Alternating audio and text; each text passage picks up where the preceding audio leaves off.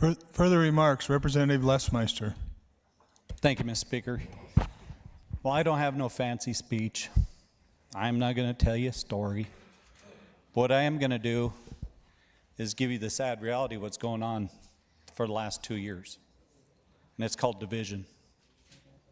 This issue, including this bill, has divided ag. It has divided townships, counties, neighbors, lifelong neighbors, centuries-old neighbors that don't even talk to each other anymore. I had somebody tell me this morning, it really irked me. It's simple. No, it's not. There's landowners on both sides of this. We get stacks of mail from landowners against it. We've got hundreds of emails against it. And on the flip side of it, we've got hundreds of emails for it from landowners and producers. And I've got a whole packet in my office of emails that are for this bill and this project. I'm not going to stand here today and tell you how to vote. Every single one of you has to make that decision on your own. But I did have to get up after the comments here lately. Don't change the rules in the middle of the game. Last year we had 1133 and some other bills to change the rules in the middle of the game, and I stood for them. This year we had 1219 to change the rules in the middle of the game, and I stood for it. So I don't think it's very fair to stand here, the same people, and say, don't change the rules in the middle of the game. We're talking about subjects in the title of the bill. I took a vote this morning in State Affairs on a hog house bill that had nothing to do with the title of the bill. So I think that's irrelevant too. What this bill is trying to do is compromise the best we can. The crafter of this bill, the amendment I'll talk to, has worked hours, as is every one of us, for or against this issue. This is not taken lightly in this body. And I'm kind of speaking to the people upstairs, Mr. Speaker, and I apologize for that, but please know that this is not taken lightly at all. We've got ag groups that are divided on this, and they're divided within their own groups. They've got individuals that have signed easements and are for this project, and they've got individuals that are against this pipeline. Now, I'm not going to stand here and tell you I'm against this pipeline because I'm on record saying I don't care. I think pipelines are the safest and best way to transport products. I'm on record saying that multiple times in multiple venues, even at the state fair. So I'm not going to stand here and say I'm against this project. I am against eminent domain, but that's not part of this bill. That is not in this bill.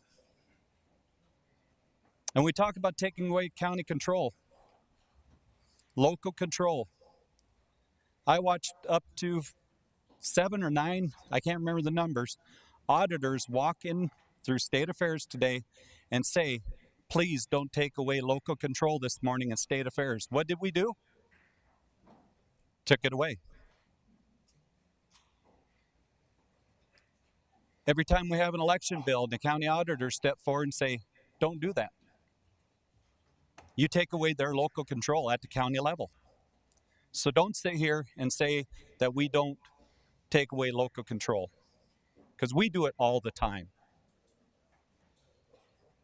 It happens every year here, the 8 years I've been here.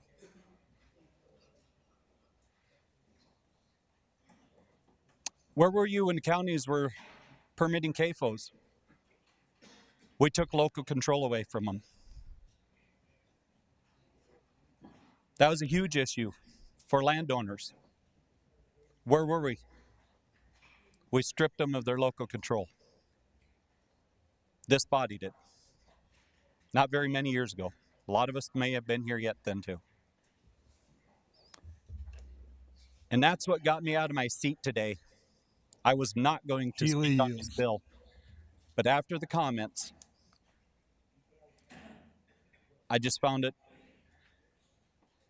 hypocritical that we're going to speak how this bill strips local control, 201J, and that we're against that. I don't like it either. What I've got in front of me right now is not a eminent domain bill. It's the bill that I have in front of me, and that's what I have to vote on.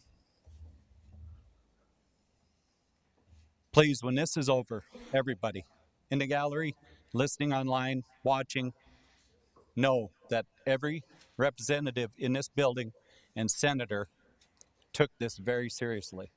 This is not easy. The one thing that probably actually solidified for me a yes vote was going against my party mates here, but I'm going to ask it. Where were you during KXL and DAPL? Where were you? You didn't show up then. Why are you showing up now? Thank you. With that, I'd like to invite one of the good legislators up here. Oren Lesmeister is here, and I'm sure he's got a lot of great things to say too. Thank you.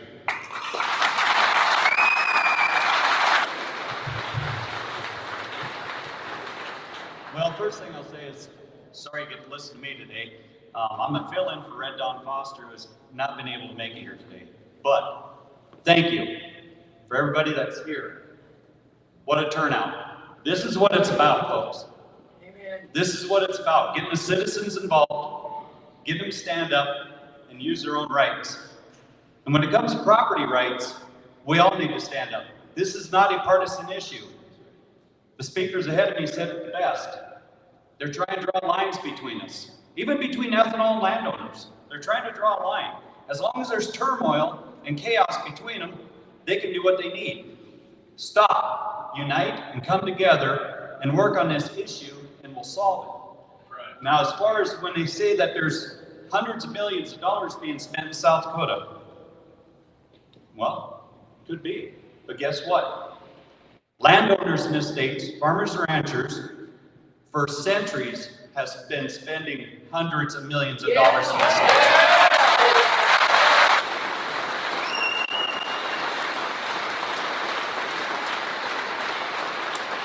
These are the same landowners and families that have been here for 1 to 2, 300 years in some cases. Look at the tribal nations that have been here forever.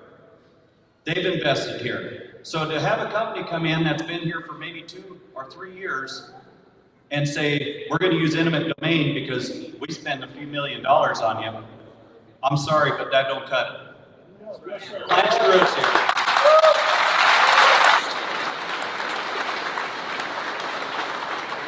You know, and I will give this to Governor Noem. She went to Washington fighting for property rights, and I thank her for it. That's her job, and she did it. But did she forget what's going on right here in South Dakota? Amen. I hope today that she gets the message and will maybe step out and call a special session. There's been people who said we don't have a bill ready. 1133, I don't think will solve the issue at hand right now because of retroactiveness, but there's other bills that can be brought that'll bring this light, because if we let this go on, this is going to set precedents into the future. And if we don't stop this now or correct things now, what's going to happen in the future for eminent domain for private gain? Because that's what this is. So with that, again, thank you for everybody who's coming. Keep up the fight. Keep your voices loud and proud. And we'll move on. Thank you.